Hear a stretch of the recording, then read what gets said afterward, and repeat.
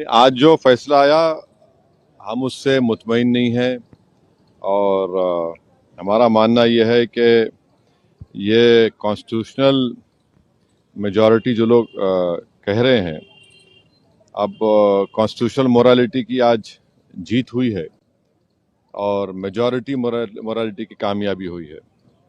इसमें कोई दो राय नहीं है कि कश्मीर हमेशा से भारत का एक अटूट हिस्सा रहा है।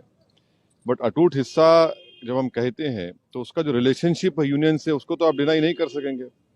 और ये जो कॉन्स्टिट्यूशनल रिलेशनशिप कश्मीर से यूनियन का रहा है वो परमानेंट हुआ है। जो कॉन्स्टिट्यूंट असेंबली डिसॉल्व हुई है कश्मीर की। और दूसरी बात यह है कि किसी एक सेमिनार में चीफ जस्टिस ऑफ इंडिया ने कहा है, मैं अंग्रेजी में पढ़ देता हूं, कि public deliberation will always be a threat to those who achieve power in absence.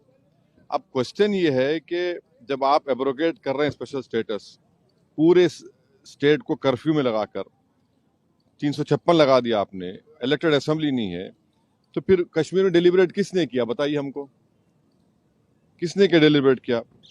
और बोम्बई में फेडरलिज्म को कहा गया कि बेसिक स्ट्रक्चर का हिस्सा है। फेडरलिज्म के माने ये है कि स्टेट की एक आवाज है, उसका एरिया ऑफ कॉम्पिटेंस है, उसको कंप्लीट फ्रीडम ऑपरेट करने का। अब पार्लियामेंट कैसा बोलेगा असेंबली के लिए? और पार्लियामेंट और कैसे पार्लियामेंट एक रेजोल्यूशन पास करेगा जो असेंबली को पास करना था? तो मेरे नजर में 370 को जो एब्रोगेट किया गया है ये वायलेशन है कॉन्स्टिट्यूशनल मोरालिटी का। और जो एब्रोगेशन, बाइफर्केशन और डाउनग्रेडिंग हुआ है इस स्टेट के यूनियन टेरिटरी का, ये तो बहुत बड़ा धोखा हुआ है जो हमने कश्मीर के अवाम को वादा किया था। मैं पहले भी कहा हूं, आज भी कह रहा हूं कि अब ये तो लेजिटिमाइज हो चुका है कोर्ट से, तो कल बीजेपी को कोई नहीं रोक सकेगा चेन्नई, कोलकाता, हैदराबाद और मुंबई को यूटी बनाने के लिए।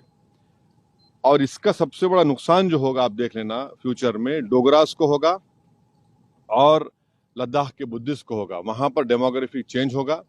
अभी से आप देख रहे हैं कि जम्मू में जितने राइस मिलें थी वो डोगरा के लोग हाथ से निकल गई।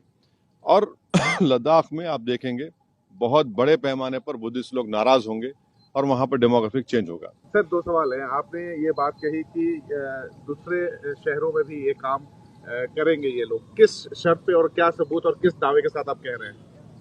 देखिए, आज आपने एक स्टेट को 3 यूटी बना दिए, वहां की असेंबली भी नहीं है, वहां 356 है।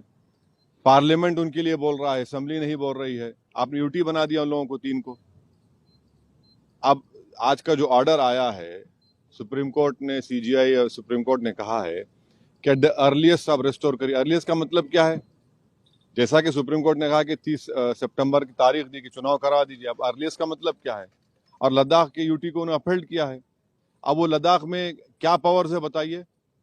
पहले तो भी काउंसिल में कुछ पावर से, अब तो एलजी डिसाइड करता है बजट उनका।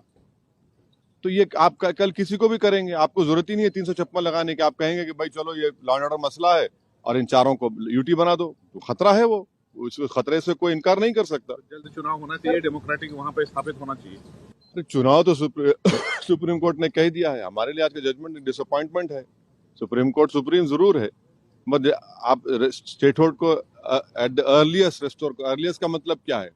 यानी आप यूटी कर दो और फिर आप बोल दो हाँ अर्लीस्ट कर दो। अब अर्लीस्ट कब होगा भाई? आप कब हुआ था? 2019, आज कितने साल हो गए? अब तक आपने रेस्टोर नहीं किया। अब चुनाव होंगे, चुनाव के बाद देखा जाएगा।